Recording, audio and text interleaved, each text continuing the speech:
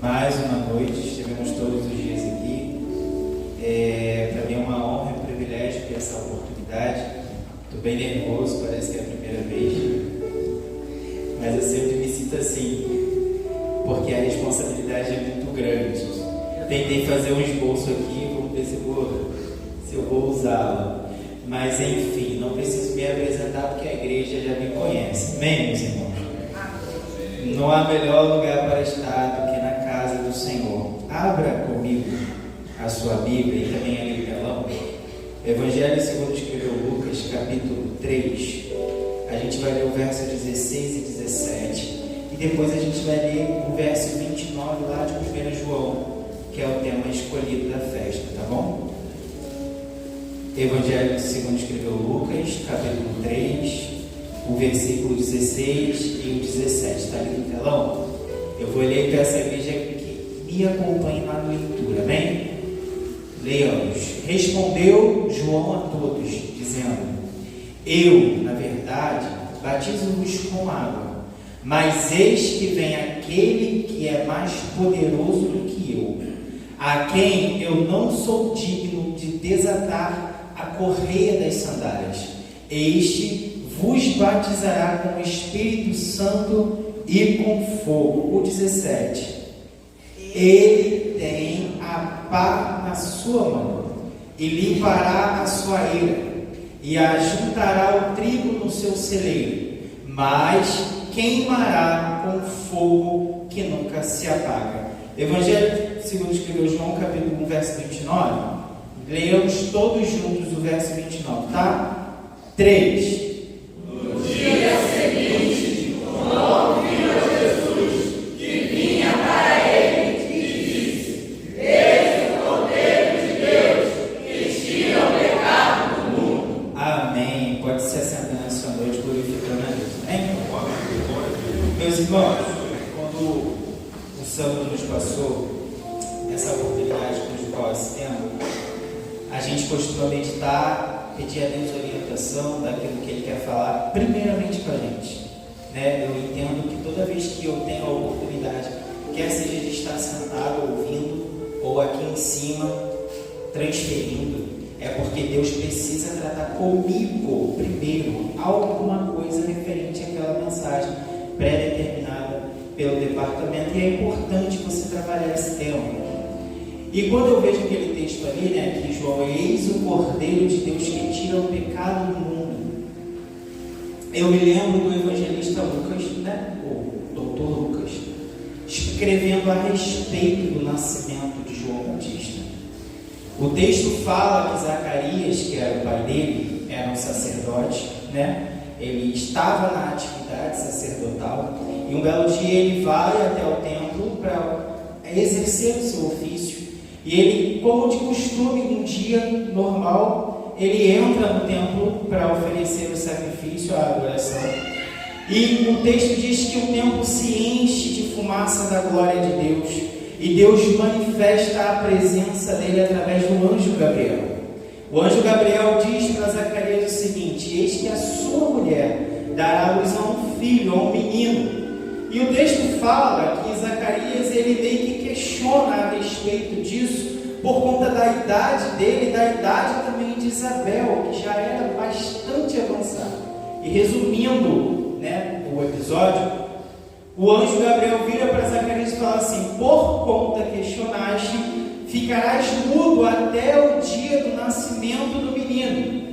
E aí o povo que estava do lado de fora do templo, aguardando a adoração, a oferenda do sacrifício, como era de costume, e que todos nós sabemos que somos frequentadores da escola dominical, ele volta e ele sai do templo e o povo fica atônito, aguardando Zacarias falar alguma coisa, porque sabia que Deus tinha aparecido para ele um tempo, por conta do tempo que ele demora lá dentro.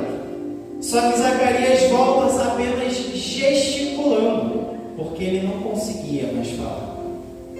Ele saiu de dentro do templo mudo, apenas gesticulava. E o povo entendeu que Deus aparecera para ele ali dentro e dera a resposta para ele ali dentro. Mas ele não tinha como se comunicar, porque ele não tinha mais o dom da fala naquele momento.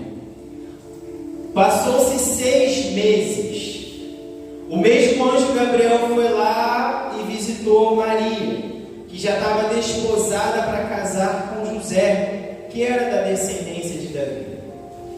Ele aparece para Maria e fala: bendita sois vós entre as mulheres, bendito será o fruto do vosso ventre, porque foste escolhida entre tantas para receber o Messias. E aí Maria questiona ao anjo a respeito: como que eu vou receber o Messias ou qualquer engravidar se eu ainda não conheci homem nenhum, ou não me casei ainda? E o anjo Gabriel vira para ela: descerá sobre ti o Espírito Santo, e o poder do Altíssimo te cobrirá. Eis que o nome dele será Emanuel, Deus conosco. Imediatamente após o episódio, Maria decide fazer uma visita a Isabel, que era uma parente bem próxima dela. Por que ela faz essa visita a Isabel? Porque o anjo Gabriel também informa para ela que Isabel estava grávida. Nesse contexto, ele fala para ela que a prima dela estava grávida. E aí ela vai lá fazer uma visita para Isabel. E o texto fala que quando Maria bota o pé na porta de Isabel, João Batista, que ninguém nem sabia qual era o nome dele, porque ele ainda não tinha nascido e Zacarias ainda estava mudo, mas ele dá um salto na barriga de Isabel. E quando a Isabel ouve a voz de Maria, ela fala assim: bendita sois vós entre as mulheres, porque eu não sou digna de receber a mãe do meu Senhor na minha casa. Porque no momento que tu entrou, a criança que estava no meu ventre saltou de alegria, porque tu foste escolhida para carregar o meu Senhor. Aleluia. Era só um feto que não tinha nem nome, mas já era cheio do Espírito Santo. E a gente já tira uma lição disso aqui. O Espírito, ele testifica. O Espírito que brada aqui, brada aí embaixo. Que brada aí embaixo, brada aqui em cima. Não existe essa coisa de eu entendi isso, eu entendi aquilo. Hoje em dia tem várias linhas teológicas por aí. O pessoal sai daqui e abre uma igreja ali, sai daqui e abre uma igreja aqui. Eu entendo assim, eu entendo assado. Eu não sei que entendimento é esse. Não é do Espírito, porque o Espírito é um só.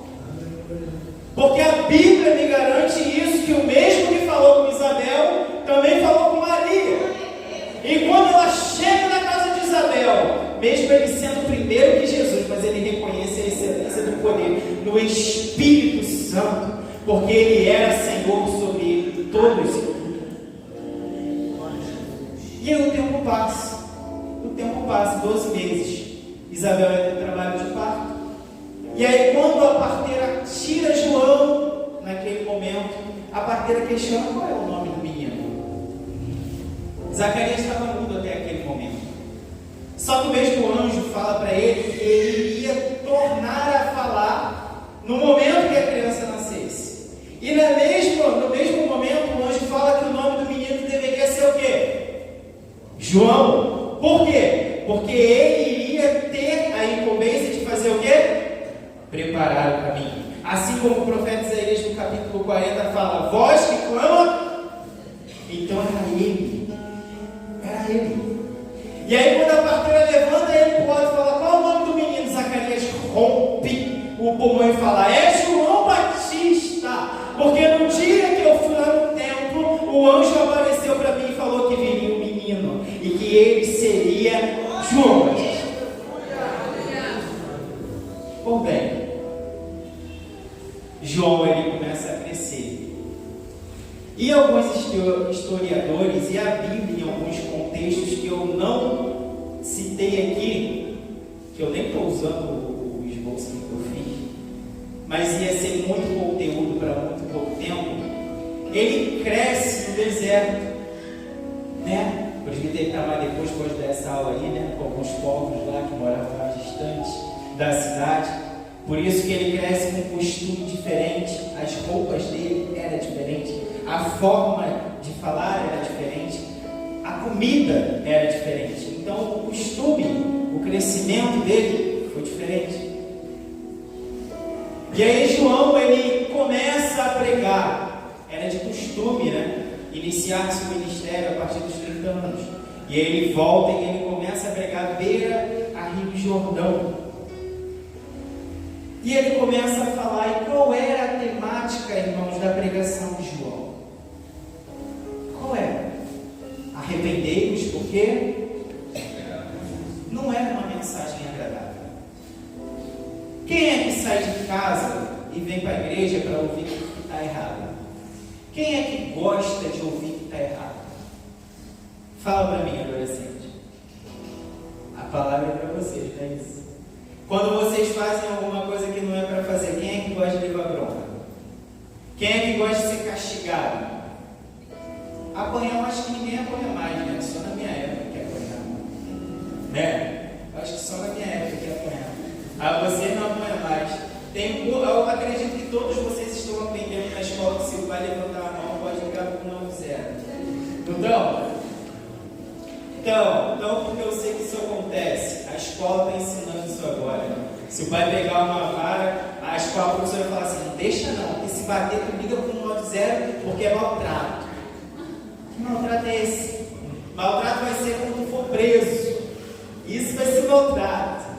Quando tu for lá pro Carandiru não existe mais. Tu for lá pro Bangu 1, entendeu? E tu ficar numa cela que deveria ser 5, tu ficar com 40. Isso é maltrato. Hoje não é maltrato não, gente. Apanhar na perna não é maltrato. É disciplina, é regra, é princípio. E é esse princípio que vai fazer de você sair daí e sentar aqui. Entendeu?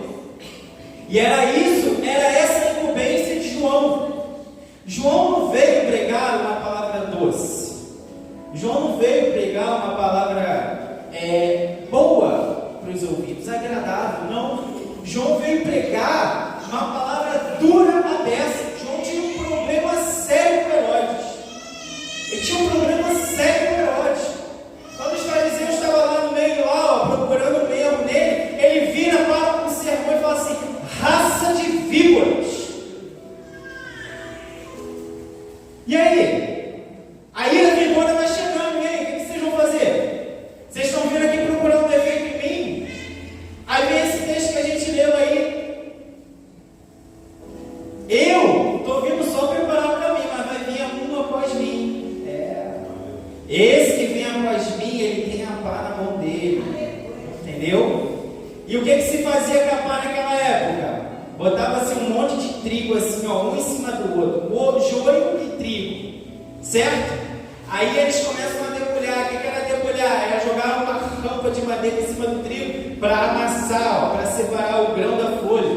Aí depois vinha alguém com uma pá e fazia assim, e o vento tirava o joio e deixava o trigo.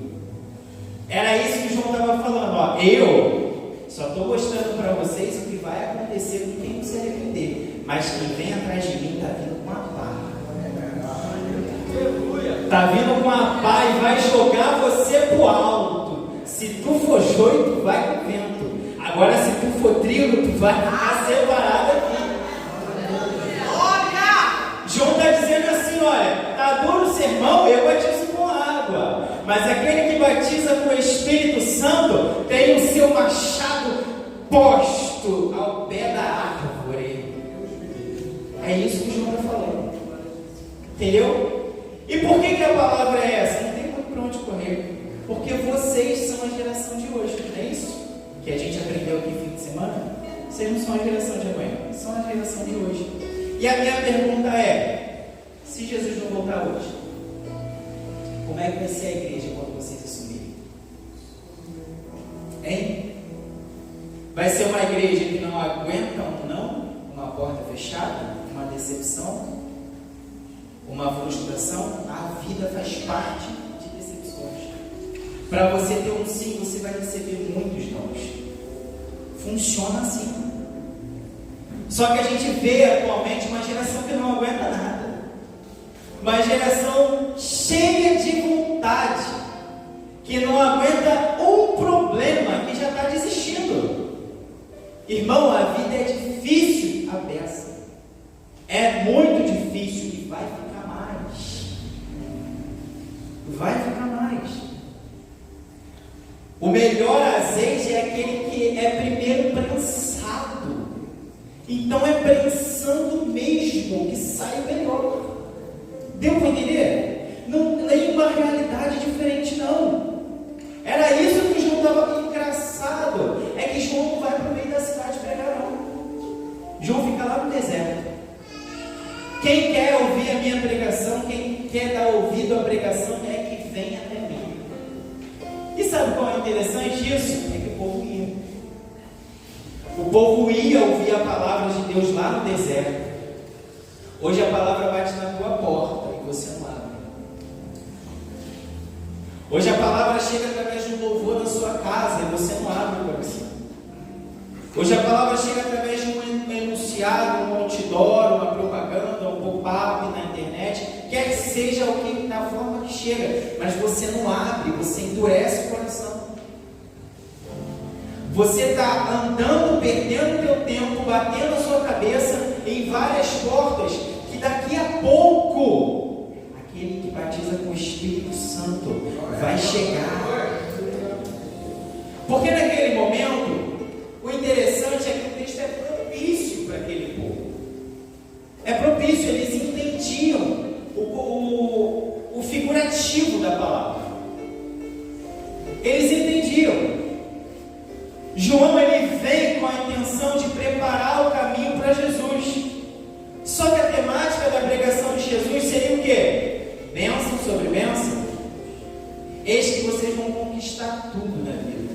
Eis que vai dar tudo certo. Eis que eu estou com vocês e nada vai dar errado. Era essa a temática? Vocês vão sempre vencer, porque comigo é sempre vencer. Era essa a temática? Jesus veio para vencer, mas antes de vencer ele teve que fazer o quê? Morrer. Não foi isso? Para ele vencer ele teve que morrer, gente. E Filipenses é bem claro quando fala a respeito de morrer. Ele fala que Jesus ele não abriu mão de qualquer coisa, não. Ele abriu mão da glória de ser Deus para morrer por mim e por você. Então está aqui nessa noite, se você acha que fez muito, está 4 dias aqui, tu não fez por nada. Tu não fez esforço nenhum. Entendeu? E aí até como líder de departamento, tá aqui o Sandro me falou, estamos com o líder, eu não consigo entender essa besteira de cor de uniforme, de modelo de uniforme, eu não consigo entender essa besteira. Porque para mim é besteira. Com ou sem uniforme, a glória é dele, o poder é dele, a unção é dele. E as irmãs já pegam isso aí, porque está chegando a festa de vocês.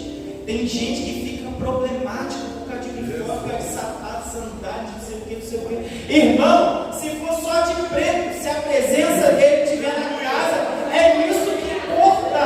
Porque a festa sem ele não é festa. Ué, você pode fazer tudo o que tu quiser, mas se não tiver Jesus na festa, não adianta nada. Aleluia! Gasta o dinheiro que você quiser. Se organiza com o tempo que você quiser. A gente veio no carnaval. Quando termina em fevereiro, já começa a organizar para o próximo ano. Mas tu vê lá, ó, o povo morre, o povo pega AIDS, o povo sofre overdose, o povo vai preso. E aí? Porque não é para Jesus. Agora a festa que tem Jesus, acho que parou aqui. A festa que tem Jesus, ela é diferente. É diferente, irmão. A festa que tem Jesus é diferente. A minha esposa cantou aqui o hino.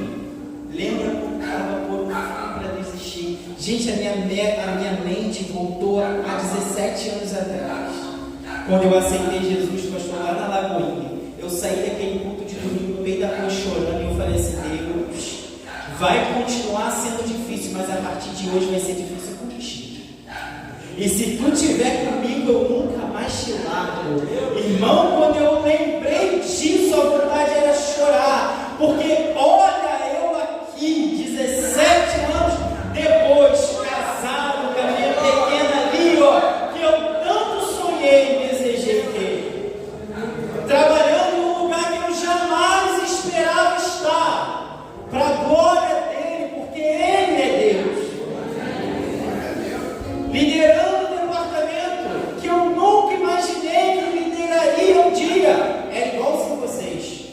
talvez estão pensando agora. E o aluno está pregando para mim, não, eu tenho chamado para isso, não, duvido.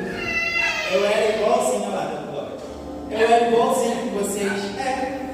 E esse negócio aí de liderança, de cantar, de tocar, não é nada comigo. Não gostava de terno social, duvido.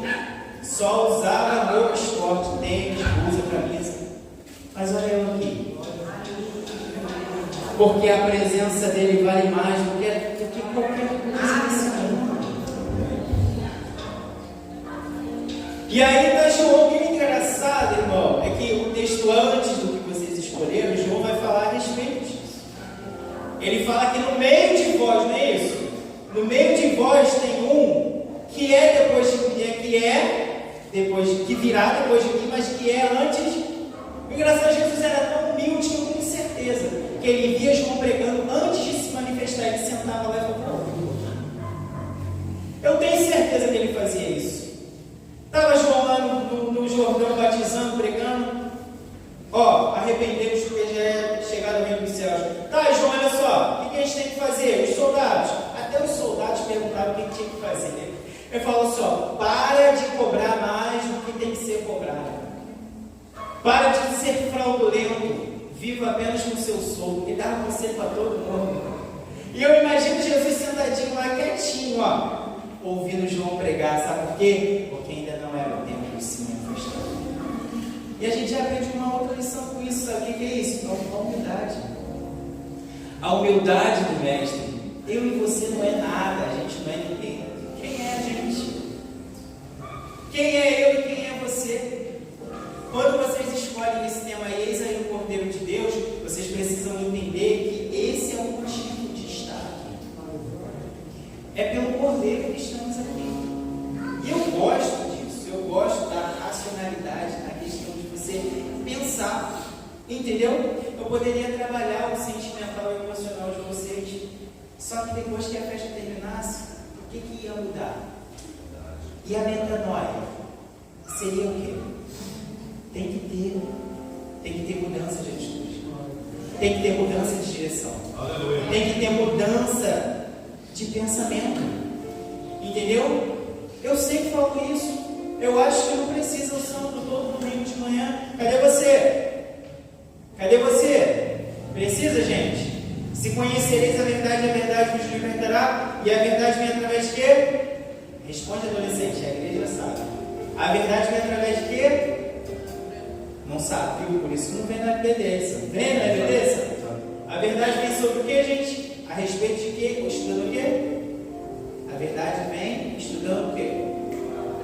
Só o Jefferson que sabe. O Jefferson fala com todo mundo? Ele é o porta-voz? Abençoa! Aí, abençoa, Jesus. Gente, é dinâmica. Não me olha com essa cara de assustado aí, não. Vergonha de mim, tem não. A verdade, a libertação vem através da verdade. A verdade é o que, gente? A palavra de Deus. E a palavra de Deus vem em qual dia? Quando que a gente foca em estudar a palavra? Qual dia? EBD, não é? Doutrina, não é? Posso vir na doutrina quando vocês vão estar aqui? Terça-feira? O Gerson tá, eu já vi. Gente, eu não estou fazendo isso para envergonhar ninguém, não, tá? Não é isso não. Eu preciso que vocês entendam a ideia do texto. A ideia do texto é entender por que vocês estão aqui. Vocês estão aqui porque alguém morreu. Porque quando João olhou para Jesus, e eu caminho para o fim, quando João olhou para Jesus, ele falou: eis aí o Cordeiro. Quando ele fala Cordeiro, aquele povo que estava rodeando ele entendeu o termo. Eles entenderam o termo. Quando ele falou Cordeiro de Deus que tira o pecado do mundo, eu lembro de duas situações na Bíblia. Primeiro, o Êxodo. Um pouco antes de Moisés, sair do Egito em libertação com o povo, a ordem de Deus era o quê? Mata o cordeiro, marca o umbral da porta com sangue, divide a carne, cada um com as suas famílias. Se alguém tiver a família muito pouco, divide com alguma outra, porque o anjo do Senhor vai passar. E aquela porta que não tiver tiver a marca do sangue, o que ia acontecer? O que ia acontecer? É isso aí, o cara respondeu lá. O primogênito iria ser morto. Então, o cordeiro significava o que, gente? Sacrifício. Quando João fala, eis o cordeiro, o povo fala assim, epa, peraí. Ele é sacrifício? Sacrifício de quê? Sacrifício para quê? Para quem? Aí ele complementa, eis o cordeiro que tira o pecado do mundo. Aí eu lembro de Abraão e Isaac. Jesus vira para Abraão e fala assim, olha, vai, leva o menino e sacrifica em adoração ao meu. Abraão, mesmo com o coração quebrado, ele leva Isaac. Ele, o servo de Isaac. Quando chega no pé do monte, Isaac vira para o pai e fala assim, pai, tem lenha? Tem tudo. Mas cadê o cordeiro? E o interessante é que a resposta de Abraão é uma resposta cheia do Espírito Santo, porque ele fala assim, filho, Deus proverá o cordeiro para si. Deus já estava apontando para esse texto aí, ó, de João 29. Deus já estava falando assim, eu quero ver até onde é a tua fé e a tua obediência, até onde tu diz que me ama e até onde tu toma atitudes que correspondem às suas palavras. É por isso que o próprio Batista, ele fala, produzir frutos dignos. Não adianta se arrepender e não ter atitude de arrependimento. Não adianta dizer que ama e não demonstrar que ama. Não adianta falar que não faz mais e vir fazendo. Não adianta dizer que nunca mais vai xingar e continuar xingando. Está entendendo? Ah, mas eu fui mal na prova. Foi mal na prova porque fica vendo Netflix e não estuda. O Espírito Santo não vai lembrar a sua matéria se você não tem matéria nenhuma para lembrar. É simples, é lógico. Então não adianta você dizer que vai mudar e não mudar. As bênçãos do Senhor não vão acompanhar você. Eu não posso mentir. É a palavra. E quando ele diz, aí Abraão chega lá em cima no pé do monte, quando ele vai pegar o cutelo para sacrificar Isaac, Deus brada do céu, Abraão, para. E aí quando ele olha para o lado, já tem um cordeiro ali aguardando. Porque Deus estava representando com aquela ação que Jesus já tinha se apresentado no céu para falar, Pai, eis-me aqui, eu vou descer, mesmo com glória de Deus. Eu não tenho por usurpação ser igual a Deus, mas eu me humilho a mim mesmo e desço. E desço. E aí quando ele vira e fala o cordeiro, aí eles entendem. Que cordeiro é esse? Que tira o quê? O pecado do mundo. Irmão, a gente precisa entender que todos nós pecamos e todos fomos destituídos dessa glória. Mas através do cordeiro temos o privilégio de ter a esperança da graça em Cristo Jesus e a salvação que nele foi vertida naquela cruz. Então assim, eu não sei se para você é pouco, mas para mim é o suficiente da glória, da aleluia, glorificar o nome dele. Eu acordei hoje, sabia? Isso é incrível. Eu dormi e acordei hoje. Sabe explicar isso? Eu não sei. Eu não sei explicar como eu dormi e acordei. Eu sei que ele me sustentou. Eu saí de casa e voltei. Com certeza passou bala, passou moto, passou carro, passou um monte de coisa. Mas ele me levou e me trouxe. Um ano se passou e hoje eu estou aqui para glorificar mais uma vez o nome dele. Sabe por quê? Porque não fui eu, mas foi ele que se entregou por mim naquele madeiro. Era para ser eu pregado ali naquele lugar. Era para ser eu e você pregado ali. Era para ser nós. Era para sermos nós. É por isso que João ele começa pregando e fala assim, olha, arrependemos porque já é chegado o reino dos céus. Ele estava falando assim, olha, Jesus já nasceu. O cordeiro já meio de vocês, vocês não conhecem, mas Ele está aí no meio. Aleluia. Ele está aí no meio. Glória a Deus. Ele veio antes, Ele veio depois de mim, mas Ele já era antes de mim. É por isso que o apóstolo ele inicia o livro dizendo que no princípio Ele era e Ele estava. Porque Ele é antes de tudo, de todos. Ele já estava lá, Jesus estava lá. Oh, aleluia. Então Ele falou assim: vocês não conhecem, mas Ele está aí. Ele está aí no meio de vocês. Eu só batizo com água. João, o que eu devo fazer? Devo te seguir? Você é o Elias? Você é profeta? Não, você não tem que me seguir, não. Aí foi o que o pregador falou aqui no sábado. Alguém questionou João. E aí? Tem um homem lá chamado Jesus que está batizando, igual você. E João veio e falou assim: olha, necessário que ele cresça e que eu, diminua. A glória dele não é minha, o poder é dele, não é meu, a unção é dele, não é minha. Está entendendo? Então se tu canta para ele. Se tu glorifica para ele. Se tu respira para ele. Porque tudo é dele, irmão. Mas o espiritismo, Umbanda, qualquer outra religião explica a vida. A medicina explica a vida. Ninguém explica a vida. Mas a nossa Bíblia explica. A Bíblia diz que Ele formou o homem e era só um boneco de barro, mas de repente Ele soprou e fez do homem alma. Cada religião explica a vida após a morte do seu jeito, não é isso? A reencarnação, a vida após a morte, mas a nossa Bíblia, ela explica que após a morte sexo. É isso aí. Sexo e juízo. Então determina o seu juízo, o que você é hoje. O que você é hoje determina o que vai ser a sua eternidade. Entendeu? É pesado, mas é isso. É a realidade. Então quem você é hoje, adolescente, determina a sua eternidade amanhã. Sabia disso? Ah, Luiz, mas eu sou só adolescente. Desculpa a palavra. A gente trabalha, né, irmã Júlia, com adolescente e a gente é muito direto. Eu não posso fazer nada.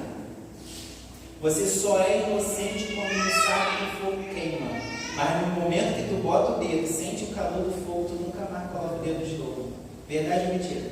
Então não é inocente mais. Sim ou não?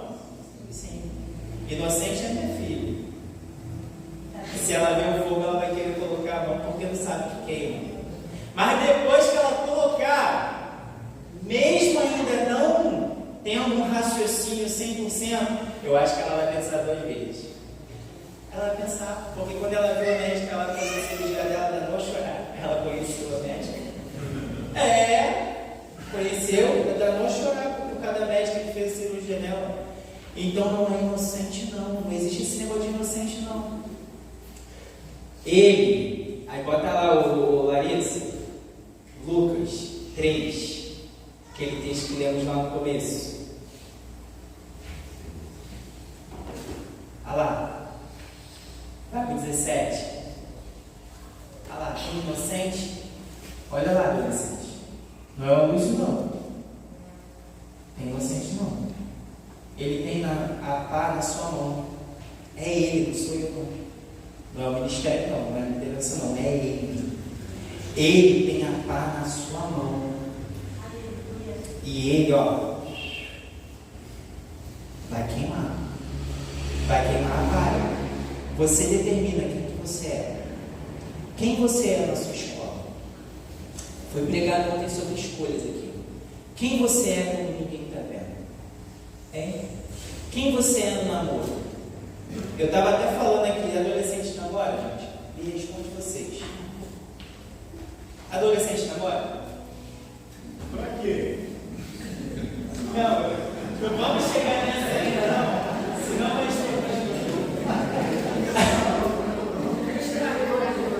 adolescente namora, gente? Eles responderam que sim. Pais, adolescente namora? Mas tem adolescente ali namorando.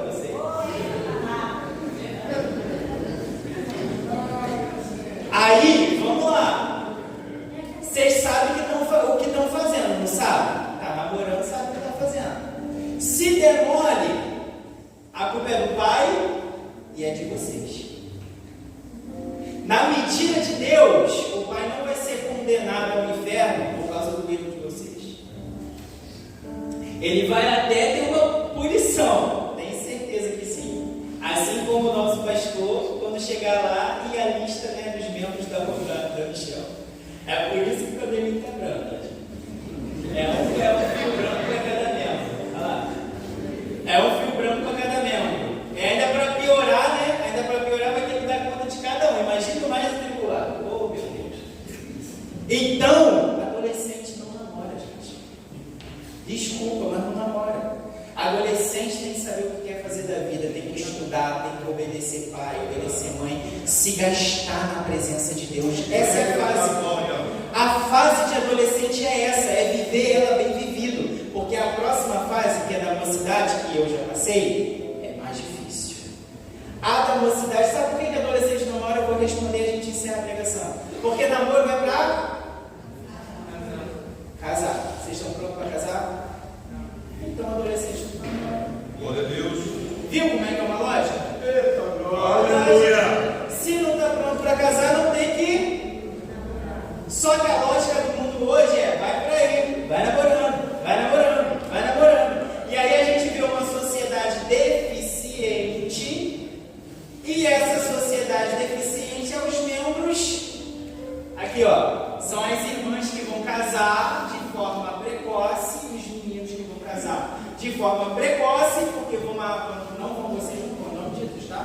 Mas tem um monte de gente assim, avançando o sinal, casando, porque o Paulo fala o quê? Se for para se casar é melhor casando fora de tempo, sem mentalidade para sustentar casamento. Casamento não é fácil, é difícil a beça. Graças a Deus que eu tenho uma mulher maravilhosa do meu lado para me ajudar nessa. Aí, cadê tem essa? Gente, aliança não significa, ó, isso aqui não é só um símbolo, não. Isso aqui é mais do que um símbolo. Para onde eu vou, a Jéssica vai comigo. Entendeu? Se eu viajar para São Paulo a trabalho, a Jéssica vai comigo. Quando eu tinha a aliança da mão direita, a Jéssica ia comigo. As pessoas já olhavam e falavam assim: tu é noivo, porque é a aliança do lado direito. Quando eu boto ela do lado esquerdo, para onde eu vou, sem eu abrir a minha boca, é casar. Aliança. Nós dois somos um. Quando eu vou, ela vai. Quando eu vou e ela vai, eu vou com ela. Nós somos um. Isso é casamento. E é fácil? É fácil ser um quando tem dois? Não bate a equação. É por isso que adolescente não namora. Adolescente vai estudar. E o tempo que não está estudando vai adorar. Porque o Cordeiro morreu. E ele morreu para tu adorar. Entendeu? Agora, quando a próxima fase é mais difícil, que é do jovem. O jovem sim, o jovem vai trabalhar. O jovem não está na fase de se descobrir. O que eu quero ser quando crescer? Eles estão lá, o outro está até rindo. O que eu quero ser quando crescer? O mundo, né? É o fantástico mundo de Bob. Não, gente. Não é. O jovem já tem que saber o que quer ser. Ele já cresceu. Alguém que quer ser quando crescer? Tu já cresceu mesmo. Já faz barba, já cresceu. Eu fui para o quartel, fiz lá meu juramento na aeronáutica, meu pai virou para mim e falou: já é homem. A partir de agora você decide a tua vida. E pronto. E estou eu aqui. Homem. Pai de família. Acabou. É isso. Agora tu vai ficar a vida toda se descobrindo. Faz a faculdade A, para. Faz a B, para. Faz a C, para. Aí, meninas, para pensar. Imagina tu namorar um cara que não tem R$1 para comprar um X-Tudo. É a realidade do negócio. Imagina os jovens, imagina as meninas jovens aqui, as rainhas, namorar um rapaz que ainda não sabe nem que faculdade vai fazer. Gente, não faz sentido. Quanto tempo vai levar para casar? 10 anos para casar? Aí, R$15 que já foi emprestado para a e se identifica. Irmãos, aonde eu quero chegar, adolescente? Eu preciso que que o tempo é esse e é hoje, é agora. Eu preciso que vocês entendam que o Cordeiro de Deus, ele já morreu. O tempo já passou. Ele já morreu. Ele já deixou o discipulado. E esse discipulado permeou há mais de 2000 anos. E por isso estamos aqui, ó. Entendeu? Tudo isso que vocês enxergam é discipulado do Cordeiro. Foi ele que fundou. Se o diabo soubesse que botar Jesus na cruz daria nisso, ele não teria pregado ele lá. Quando ele pregou Jesus na cruz, ele achou que venceu. Eu imagino que Jesus deu um belo de um sorriso. Naquele momento, Jesus deu um belo de um sorriso, olhou para o céu. Eu constituo dessa forma. Olhou para o céu e falou: Pai, está consumado. Porque Jesus era visionário, entendeu? Quando Jesus olha para o céu, porque não mataram Jesus, Jesus se negou à morte. Então quando ele olha para o céu e fala assim: está na hora de morrer, está consumado. Ele olhou 2000 anos depois para cá, para vocês, mensageiros da paz, e falou assim: vai ter um grupo de adolescentes lá no Michel que vai me adorar, independente do tempo, do momento, dos séculos, vai me adorar. Então está na hora de adorar. Entendeu? E como é que se adora? Se sacrificando. É isso. Adoração é sacrifício. Viu? Adoração é sacrifício. Está disposto a adorar? É hoje? Sim ou não? A galera que namora aí, então. Amém, Deus abençoe. Eu oro por você para tu ficar firme. O Isaac está aqui, né, Isaac? Nós somos namorados adolescentes também, né, filho? Foi até o final. Amém, glória a Deus. Eu creio nisso. Mas a mente, enfim, fica de pé comigo, pastor. A tua benção. Fica de pé comigo. O culto é de adolescente, né, gente? Então, se a gente falar muito sério o tempo todo, eles ficam com a cara de assustado. E aí, depois, quando chegar a idade de vir para o grupo jovem, vai chegar a idade de vir para o grupo jovem, não vai querer vir, porque o tio Luiz é chato. Aí não pode, né? Mas, gente, a adoração é sacrifício. E sacrifício é adoração. Então, hoje, Jesus convida você, adolescente. Não é os pais. Eu gosto de pregar para os pais também. Às vezes a gente gosta de, né, pegar um pouquinho com os pais. Eu gosto. Mas vocês, entendeu? Vocês. Eu acho que a faixa etária de idade aqui se resume em 11 ou 12, né? Até os 16 anos. Falei certo? 18. O Thiago já vai fazer 18, né? A Taíla também já vai vir. Amém. Então, assim, vocês sabem o que vocês querem, vocês sabem o que vocês estão fazendo, certo?